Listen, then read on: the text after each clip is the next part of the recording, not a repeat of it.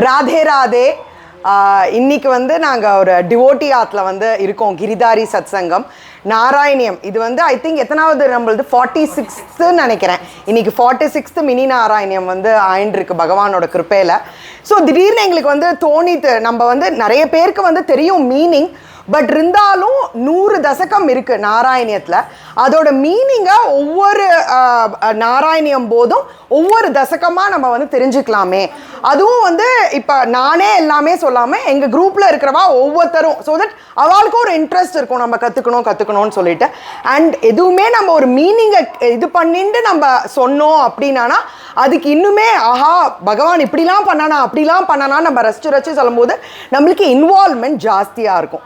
So அதுக்காக தான் ஒரு இனிஷியேட்டிவாக என்ன பண்ணியிருக்கோம்னா, இனிமேலேருந்து என்னோட இன்ஸ்டாகிராம் ஃபாலோவர்ஸ்க்காகவும் இன்ஸ்டாகிராம் டிவோட்டீஸ் குருவாயூரப்பன் டிவோட்டீஸ்க்காகவும் ஒவ்வொரு சத் சங்கம் போதும் இந்த மாதிரி நாங்கள் மீனிங் சொல்ல போகிறோம். பட் அதுக்கு எல்லாத்துக்கும் முன்னாடி நாராயணியம் அப்படிங்கிறது என்ன இப்போ நிறைய பேருக்கு வந்து தெரியாது. இப்போ எனக்குமே பல வருஷத்துக்கு முன்னாடி தெரியாது. ஸோ எல்லாருக்கும் அந்த டைம் வரும்போது தான் அது வந்து தெரிய வரும். ஸோ அந்த நாராயணியம்னா என்ன, நாராயணியமை யார் எழுதினா, யார் மேலே அது வந்து எழுதப்பட்டது, அண்ட் ஆல்சோ அந்த க்ஷேத்திர மகிமை எல்லாத்தையும் வந்து நம்ம இப்போ பார்க்க போகிறோம். ஸோ நாராயணியம்மை வந்து எழுதினது யார் அப்படின்னு நம்ம எல்லாருக்குமே தெரியும். யார்?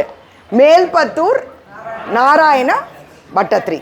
ஸோ அவர் வந்து எழுதியிருக்கார். அவர் எழுதுறதுக்கு முன்னாடி இது நாராயணியம்ங்கிறது என்ன அப்படின்னா ஸ்ரீமத் பாகவதத்தோட கண்டன்சேஷன். ஸ்ரீமத் பாகவதமே இருக்கலாமே, அதுக்கு என்ன வந்து திருப்பி ஒரு கண்டன்சேஷன் அப்படின்னா 18,000 ஸ்லோகங்கள் இருக்கு ஸ்ரீமத் பாகவதத்தில்.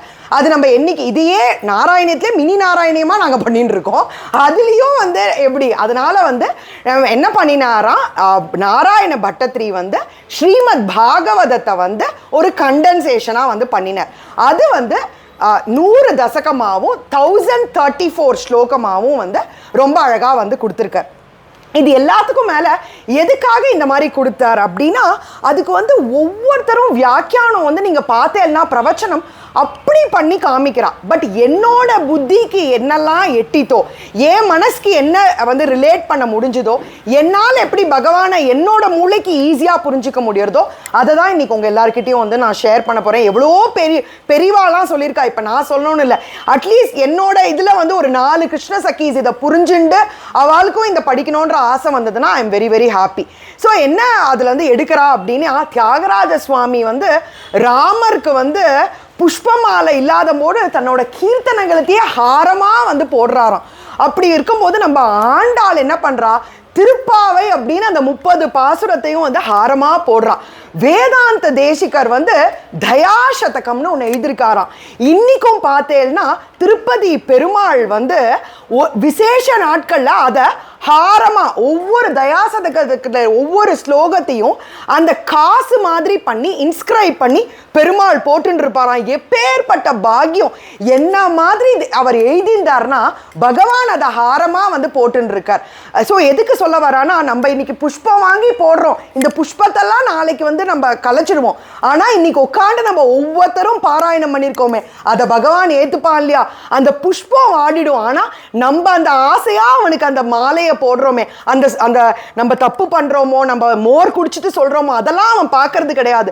ஆனா எனக்காக இன்னைக்கு இந்த பக்தர்கள் இந்த குழந்தையில வந்து ஸ்லோகம் சொல்லித்தேன்னு அதை ஹாரமா போட்டுக்கிறானா. என்ன அவெல்லாம் மகான்கள்லாம் என்ன பண்ணினானா, வெறும் இப்ப புஷ்பம்னா தண்ணியை தெளிச்சு புஷ்பத்தை கட்டுவா, தாமரை வாடாம இருக்கிறதுக்கு பண்ணுவா. ஆனா இந்த மகான்கள்லாம் என்ன பண்ணாலாம், ஆனந்த பாஷ்பம் அந்த ஆனந்த கண்ணீரை விட்டு விட்டு விட்டு அதை எழுதினாலாம். அதனாலதான் அந்த அனுபவத்தோட நம்மளால ஸ்ரீரங்க பெருமாள் மேல தொண்டரடி பொடி ஆழ்வார் எழுதினது பேரே திருமாலை தான். அப்படி வந்து அவெல்லாம் வந்து எழுதி காமிச்சிருக்கா. அதே மாதிரி நாராயண பட்டத்ரி அழகான ஒரு ஹாரமா 1034 ஸ்லோகங்களையும் 100 தசகங்களையும் குருவாயூரப்பன் மேல ஒரு ஹாரமா வந்து போடுறா. ஸோ இதை பத்தி வந்து எதுக்காக இதெல்லாம் சொல்றோம், இந்த மாதிரி ஸ்லோகம்லாம் இருக்கிறதுனால என்ன அப்படின்னா, நம்மளுக்காக தான் இதெல்லாமே பண்றா. ஏதோ இவா வந்து அவளோட புலமையை காமிச்சுக்கிறதுக்காகவோ இல்லை. இந்த நாராயணியம் எழுதி நான் சொல்ல போறேன், அது என்ன வருஷம்னு சொல்லிட்டு யாராவது கெஸ் பண்றலான்னு பார்க்குறோம். கிட்டத்தட்ட எவ்வளோ வருஷம் இருக்கு, எப்போ இந்த நாராயணியம் எழுதினாங்கிறதெல்லாமும் இருக்கு. இந்த கலியுகத்திலையும் பகவானை நம்ம அந்த ஆசையோட பிரேமையோட பண்ணா வந்திருக்கான்றதுக்கு நம்மளுக்கு அத்தாட்சி இருக்கு. ஈவன் ஆண்டாள் பாடும்போது பகவான் வர மட்டும் இல்லை, கல்யாணமே பண்ணிட்டார்.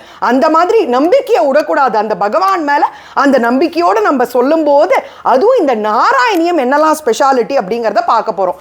இப்போ க்ஷேத்திரங்கள் வந்து ஒவ்வொரு க்ஷேத்திரத்துலையும் ஒரு பந்ததினா என்ன அப்படின்னா உபாசன முறை அப்படின்னு வந்து சொல்றா. ஒவ்வொரு கோயிலையும் ஒவ்வொரு உபாசன முறை. திருப்பதி பெருமாளுக்கு பார்த்தா தனம் தான் அவருக்கு வந்து ரொம்ப இஷ்டமா. அதாவது நம்ம கொடுத்து அவருக்கு ஆகணுங்கிறது அவசியம் கிடையாது. இருந்தாலும் பகவானை மகிழ்ச்சி படுத்துறதுக்கு இப்போ அவாத்துல ஒவ்வொரு அச்சுக்குட்டன் இருக்கான்னு வச்சுக்கோங்களேன். இப்ப சொல்லுவா, அவனுக்கு நான் பண்ற பாயசம் தாண்டி பிடிப்பணும். அது வந்து அவளோட பிரேம. இவ பண்ற பாயசம் தான் நான் எக்ஸலண்டா இருக்கான்னு அப்படி கிடையாது. அது பகவானுக்கு அப்படி கொடுக்கும்போது பகவான் அப்படி ஏத்துக்கிறான். ஸோ திருப்பதி பெருமாளுக்கு வந்து தனம்னால வந்து எல்லாம் வந்து உபாசனை பண்ணுவாளாம். பண்டர்பூர் போன வாரம் பார்த்தோம். பண்டர்பூர் பகவானுக்கு என்ன வந்து அவனுக்கு உபாசன முறை என்ன அவனுக்கு பிடிக்குமா? ராமகிருஷ்ண ஹரே, பாண்டுரங்க ஹரே அப்படின்னு அத்தான பேரும். அப்படி எப்ப பார்த்தாலும் அந்த ஊர்ல நாம சங்கீர்த்தனை தவிர வேற எதுவுமே கேட்கறது இல்லையே. விருந்தாவனத்துல போட்டா ராதே ராதே ராதே ரான அந்த சத்தத்தை தவிர, சத்தம்னு சொல்லக்கூடாது, அந்த சுகமா அந்த பாட்டு மாதிரி இருக்கு. அப்படி வந்து இது பண்றா. பூரி ஜெகநாதனுக்கு என்ன அப்படின்னா போக் தான் அவனுக்கு. அப்படியே கொண்டு வந்து ஒரு நாளைக்கு எவ்வளோ 200 குவான்டைல்ஸ் ஆஃப் ரைஸ் வந்து அவனுக்கு பண்றாளாம். அவனுக்கா பண்றா, அத்தனை டிவோட்டீஸ்க்கும் அந்த இது போக வந்து பரிமாறலாம். அந்த மாதிரி ஒவ்வொரு க்ஷேத்திரத்தையும் எடுத்து காமிக்கிறா. அதே மாதிரி பத்ரிகா ஆசிரம் பார்த்தேன்னா நாராயணனா பகவான் அங்கே உட்காந்து தப்பஸ் பண்ணிட்டு இருக்கான். அவனை அடையணும்னா அவனோட உபாசன முறைனா அங்கே போய் தப்பஸ் பண்ணணுமா.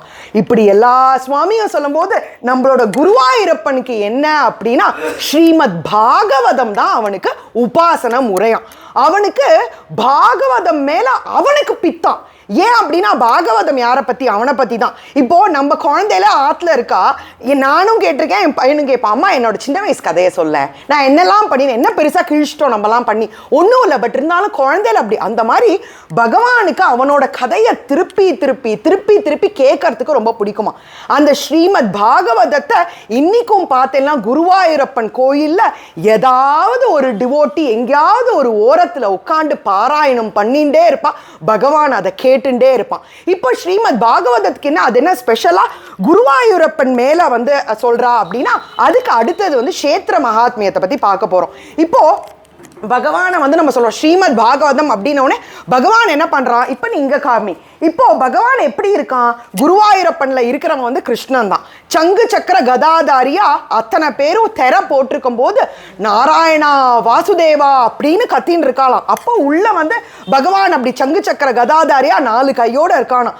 ஆனா அந்த தெரையை அப்படி விளக்கின உடனே எல்லாரும் நாராயணானா சொல்றா, கோபாலா எண்டே குட்டா, எண்ட உன்னி குட்டா, எண்ட செல்லமே அப்படின்னு அவளுக்கு வந்ததெல்லாம் சொல்றாளாம். ஏன்னா குழந்தை கோபாலனா அங்க திவ்ய கிஷோர வேஷம் நம்மளோட நாராயணத்துல வருத எப்படி காட்சி கொடுக்குறானா, திவ்ய கிஷோரனா கோபாலனா அப்படி ஒரு கிருஷ்ணனா வந்து பகவான் வந்து காட்சி கொடுத்துட்டு இருக்கானா.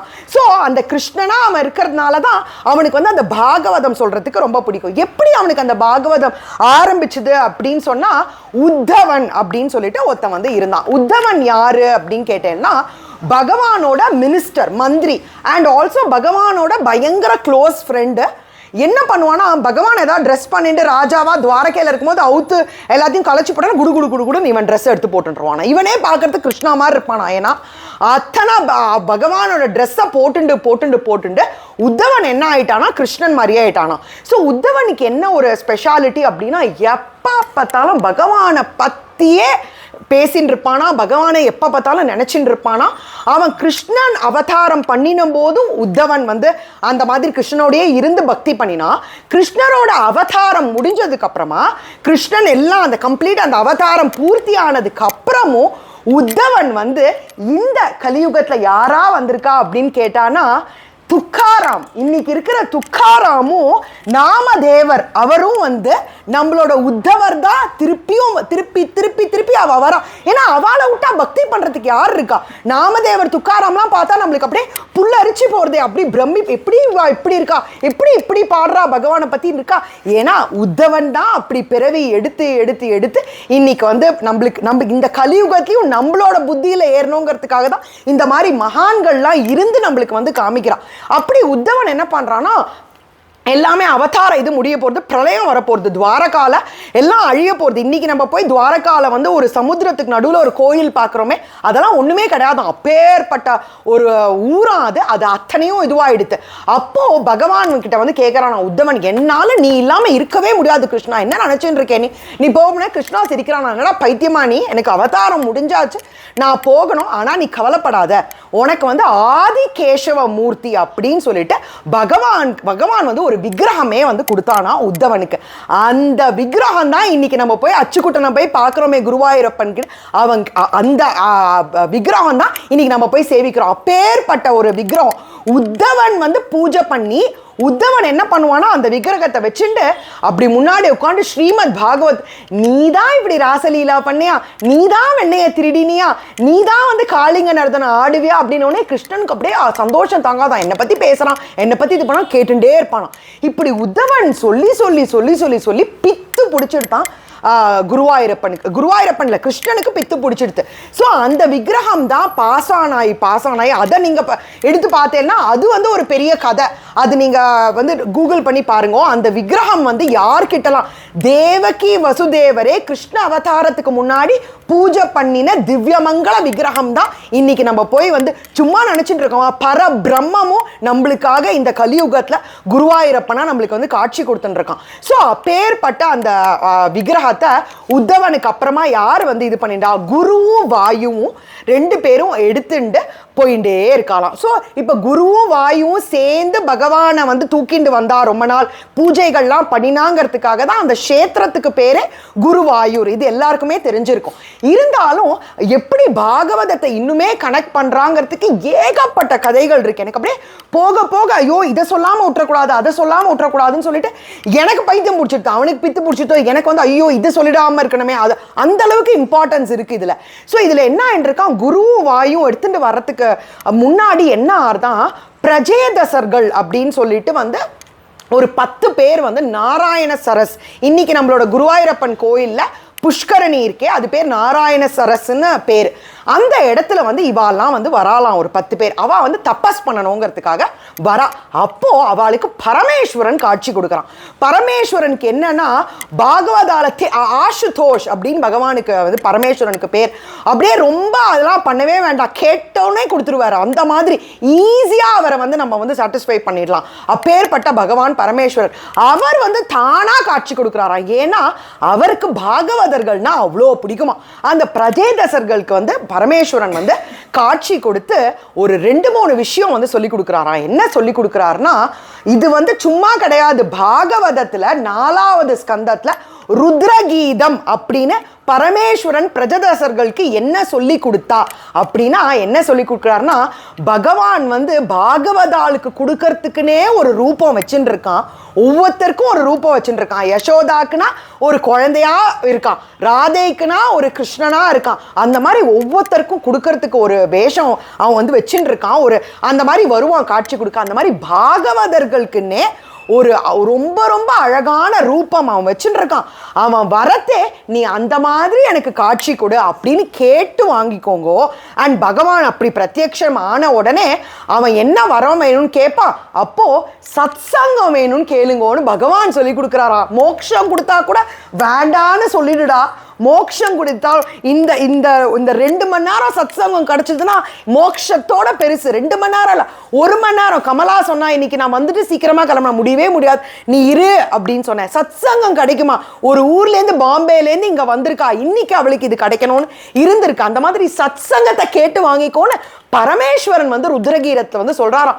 அப்படியே அந்த பிரஜேதசர்கள்லாம் ஆஹா பரமேஸ்வரன் இப்படி சொல்லி கொடுக்குறாரே அப்படின்னு சொல்லிட்டு தபஸ் பண்ணி அதுக்கப்புறமா பகவான் காட்சி கொடுத்த அந்த ரூபம் தான் இன்னைக்கு குருவாயூரப்பன் கோயில்ல நம்ம பார்க்குற அந்த பாகவதர்களுக்காகவே அவன் எடுத்துட்ட அந்த ஒரு அழகான ரூபம். ஸோ எல்லாம் பகவான் வந்து பண்றான் அழகா, நம்மளுக்காகவே பாகவதாளுக்காகவே வந்து ஜம்முன்னு வந்து அங்கே உட்காண்டிருக்கான்.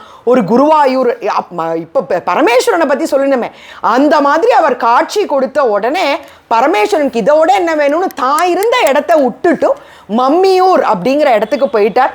இன்னைக்கு குருவாயூரப்பன் இருக்கிற இடம் வந்து பரமேஸ்வரனோடது. வருது. அதை வந்து ரொம்ப அழகா சொல்லுவா. நாராயண சரஸ்ல அம்பாளும் பரமேஸ்வரனும் காலை இப்படி தொங்க போட்டுட்டு, அதுவும் அம்பாள் காலை தொங்க போட்டுட்டு அப்படியே தண்ணியில விளையாடின்னு இருந்தாலும் இப்படி இப்படின்னு. அப்போ குருவும் வாயுவும் பகவான திவ்யமங்கள விக்கிரகத்தை எடுத்துட்டு இருக்கும்போது, என்னடி உங்க அண்ணா வந்து இடம் இல்லாம இருக்காம போல இருக்கே, நம்ம கொடுத்துடலாம் அப்படின்னு. அதுதான் பரமேஸ்வரன் தன்னோட வைஃப் கேட்கணும்னு அவர் வெயிட் பண்ணலாம். பரமேஸ்வரன் வந்து சொல்லிட்டாராம், இடம் கொடுத்துடலாம், என்ன மாதிரி ஒரு காட்சி கொடுத்துருக்கா நம்மளுக்கு எதுக்கு இவ்வளோ பெரிய இடம், நம்ம போயிடலான்னு. மம்மியூர்ல மகாதேவன் சின்ன கோயில் இப்ப பார்த்தேன்னா, நாங்க ரீசெண்டா போயிட்டு வந்தோம். இப்ப கும்பாபிஷேகம் போறது ஃபுல்லா இடிச்சு இது பண்ணிட்டு இருக்கா, பகவான் மட்டும்தான் இருக்கா. ஸோ குருவாயூரப்பனோட இதுவே அந்த கஷேத்திரமே எப்போ நம்மளுக்கு அந்த யாத்ராவோட பூர்த்தி ஆகும், மம்மியூர் மகாதேவனையும் பார்த்தாதான் அந்த குருவாயூரப்பன் கோயிலை நம்ம பார்த்த குருவாயூரப்பனோட ஆசீர்வாதத்தோட பகவான் மம்மியூர் மகாதேவனோட தரிசனமும் அந்த ஆசீர்வாதத்தையும் நம்ம வாங்கினாதான் அந்த குருவாயூரப்பன் இதுவே பூர்த்தி ஆகுமா. ஏன்னா இடம் கொடுத்தவரே அவர் தான். ஸோ இவ்வளோ விஷயங்கள் இருக்கு இந்த இதில். ஸோ இதெல்லாம் பற்றி பேசிட்டோம். இப்போ வரலாம், எதுக்காக வந்து நாராயணியம் வந்து வந்தது குருவாயூரப்பன் கோயிலில் எப்படி வந்தது அப்படின்னா, அதுக்கு உங்க எல்லாருக்குமே தெரியும். அதை நான் எவ்வளோ சுருக்கமாக சொல்ல முடியுமோ சொல்லிடுறேன். நாராயண பட்டத்ரி அவர் வந்து ஒரு பெரிய நம்பூதிரி. அவர் அந்த ஊர்ல வந்து பிறக்கிறார். குருவாயூர்ல இல்ல, அவர் வேற ஒரு ஊர்ல பிறக்கிறார். அவருக்கு வந்து நிறைய பேர்கிட்ட வந்து அவர் வந்து கத்துக்கிறார், நிறைய விஷயங்கள் கத்துக்கிறார். அதுல இன்னுமே என்ன நான் கேள்விப்பட்ட ரீசெண்டானா, சுகர் தான் வந்து சுக பிரம்மம் தான் இன்னைக்கு பட்டத்ரியா இருக்கார். அதை வந்து அவரே ஒரு ஸ்லோகத்துல எழுதினதா வந்து நான் இப்ப வந்து பண்ணேன். ஸோ சுக பிரம்மம் தான் பட்டத்ரி, அதை வந்து அவர் வந்து குறிச்சிருக்காரு இந்த மாதிரி இதுன்னு. ஏன்னா சுக பிரம்மத்தை தவிர யாருமே பாகவதத்தை எழுதவே முடியாது. அப்படி இருக்கும்போது கண்டிப்பா பட்டத்ரி சுக பிரம்மமா தான் இருக்கும் அப்படின்னு சொல்லி எடுத்து காமிக்கிறா. ஒவ்வொரு உபன்யாசம் பண்றவா பெரியவாள்லாம் அப்படி அழகா எடுத்து காமிக்கிறா. புல்ல அரிக்கிறது இந்த இதுலயும் இந்த கலியுகத்திலையும் நம்மளுக்காக வந்து பட்டத்ரி வந்து எழுதுறாரு. ஏதோ அவருக்கு வந்தது அவரோட நோயை தீர்த்துக்கிறதுக்காக கிடையாது, நம்மளுக்காக, நம்ம நாராயணியம் சொல்லணும், நம்மளுக்காக பகவானை நம்ம வந்து பக்தி பண்ணணுங்கிறதுக்காக, நம்மளுக்காக வந்து அடுத்த யுகத்திலையும் இவாலாம் வந்து நம்மளுக்காக இது பண்றா. ஸோ பட்டத்ரிக்கு என்ன ஆறுது அப்படின்னா, அவர் வந்து நிறைய ஆச்சாரியன் கிட்ட கத்துக்கிறார். அப்போ ஒரு சில இதுல வந்து ஃபுல்லா ஒரு குரு கிட்ட வந்து எல்லாமே கத்துக்கிறார். அந்த பர்டிகுலர் குருவுக்கு வந்து எனக்கு அந்த இங்கிலீஷ் பேர் அடிக்கடி மறந்து போடும், ரியோமட்டாய்டு ஆர்த்தரைட்டிஸ். ஆக மொத்தத்தில் அது இங்கிலீஷ்ல வந்து இது, தமிழ்ல வந்து இந்த நோய், வாத்த நோய், அந்த மாதிரி கை கால் வலி. அதை நீங்கள் ப்ரௌஸ் பண்ணலாம் தெரியும் கூகுளில். வீங்கிக்குமா, கையெல்லாம் எக்கச்சக்கமாக வீங்கிக்குமா, கால் விரல்கள் நடக்கவே சும்மா உட்காந்துருந்தாலே வலிக்குமா. அந்த மாதிரி ஒரு நோய் வந்து குரு வந்து கஷ்டப்படுறார். நம்ம நிறைய பேருக்கு இப்போ யங்ஸ்டர்ஸ்க்கெலாம் தெரிய மாட்டேங்கிறது. நம்ம ஒரு சாதாரண சுக்லாம்பரதனம் ஒருத்தர் குரு கிட்ட கற்றுண்டா கூட அவளுக்கு ஒரு தட்சணையாக நம்ம கொடுக்கணும். ஏதாவது ஒன்று நம்மளோட பாசம், நம்ம ஏதாவது ஒன்றுத்தை வந்து ஒரு தட்சணையாக கொடுத்து நம்ம பண்ணணும். நிறைய பேருக்கு அதெல்லாம் தெரிய மாட்டேங்குது, நம்ம கத்துக்கணும் அதெல்லாம். ஸோ குருதட்சணையா பண்ணும்போது அவர் என்ன பண்ணினாராம், நீங்க இவ்வளோ நன்னா எனக்கு சொல்லி கொடுத்துருக்கேன், நான் வந்து மந்திர தந்திர ரூபத்து மூலியமா அந்த குரு பட்டுன்ற அவஸ்தையை வந்து தான் வந்து வாங்கிட்டார். கம்ப்ளீட்டா அவர் வாங்கிட்டார். குருவுக்கு வந்து எல்லாம் சரியாயிடுத்து. இவர் வந்து இருக்கார் இந்த மாதிரி ரொம்ப ரொம்ப அவஸ்தைப்படுறாரு. எப்படிலாம் வந்து அவர் ஒண்ணுமே அவரால் பண்ண முடியல. அப்புறம் அவளோட கசின் வந்து சொல்றதா சில பேர் சொல்றா, அவளோட அண்ணா வந்து சொல்றா. என்ன சொல்றா அப்படின்னா, துஞ்சத்து ராமானுஜ எழுத்தச்சன் அப்படின்னு ஒரு ஜோசியர் வந்து வந்திருக்கார்.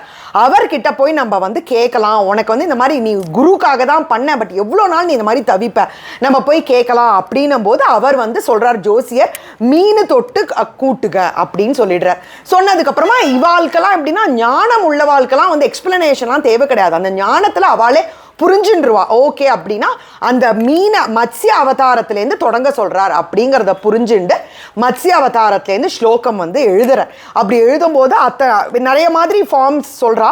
பட் கூட்டிட்டு போனா அந்த மண்டபத்துல பகவானோட முன்னாடி இன்னைக்கும் போனா அந்த மண்டபத்துல வந்து பட்டத்ரி எழுதின மண்டபம்னே இருக்கு. அங்க உட்கார வைக்க பகவானை பார்த்து எப்படின்னா கான்வர்சேஷனாக தான் வருது. இட் இஸ் நாட் லைக் சும்மா ஒன்று எழுதினோம், அப்ரூவல் வாங்குறார். நான் சொன்னது கரெக்டு தானே அப்படின்னா அவன் கையில் இடுப்பில் கை வச்சுன்னு சரிதான் மண்டையை ஆட்டுவானா. இதெல்லாம் இந்த கலியுகத்தில் நடந்திருக்கு. ஸோ இப்போ இந்த நாராயணியம் எப்போ வந்து எழுதினா அப்படின்னா 1587 எழுதியிருக்கலாம். கிட்டத்தட்ட 400-500 இயர்ஸ்க்கு முன்னாடி இதெல்லாம் நடந்திருக்கு அப்படின்னா என்ன பாருங்க. நிஜமா நம்மளுக்கும் நம்ம உண்மையா நம்ம பண்ணோம்னா அடிச்சு சொல்றார் பட்டத்திரி. என்னன்னா நாராயணியம் எந்த இடத்துல பக்தி ஸ்ரத்தையோட இருக்காளோ சொல்றாளோ அங்க நீ வரணும் குருவாயூரப்பா அப்படின்னு சொல்லிட்டு குருவாயூரப்பனுக்கு வந்து ஆணையாவே கேட்கறாளாம். எந்த இடத்துல நம்ம அந்த பக்தி ஸ்ரத்தையோட இருந்தா பகவான் பிரத்யக்ஷமா வருவான் அப்படிங்கிறதுக்கு வந்து ப்ரூஃபே இருக்கு. ஸோ இந்த மாதிரி வந்து வரார், வந்து உட்கார்றார், உட்கார்ந்துட்டு ஒவ்வொரு தசகத்தையும் எழுதுறார். ஒவ்வொரு நாள் ஒவ்வொரு தசகம் எழுதினதா இருக்கு. அண்ட் 100வது தசகம் முடிஞ்ச நாள் வந்து குருவாயூர் ஏகாதேசியா அந்த வருஷத்துல இருந்ததுன்னு சொல்றா. பட் இப்போ வந்து மலையாளம் கேலண்டர் படி 100வது தசகம் என்னைக்கு முடியறதோ அன்னைக்கு தான் நம்ம நாராயணியம் டேவா வந்து நம்ம செலிப்ரேட் பண்றோம். ஸோ இதெல்லாம் விட நம்மளுக்கு வந்து வேற என்ன வேணும் நாராயணியம் கத்துக்கிறதுக்கு? என்ன நாராயணியம் சொன்னா என்னங்க கிடைக்கும் அப்படின்னு சில பேர் வந்து பலன்களை எதிர்பார்ப்பா. அதாவது இது நான் பலஸ்துதி அப்படின்னு தான் இருக்கேன், ஏன்னா தெரிஞ்சிருக்கு, எழுதின ஸ்லோகம் எழுதின அத்தானா பேருக்கும் தெரிஞ்சிருக்கு. படிக்கணும்னா பலன் கொடுக்கணும், அப்பதான் வந்து மக்கள் படிப்பா அப்படின்னு. பலஸ்ருதி இதுல என்ன அப்படின்னா ஆயுர் ஆரோக்கிய சௌக்கியம்.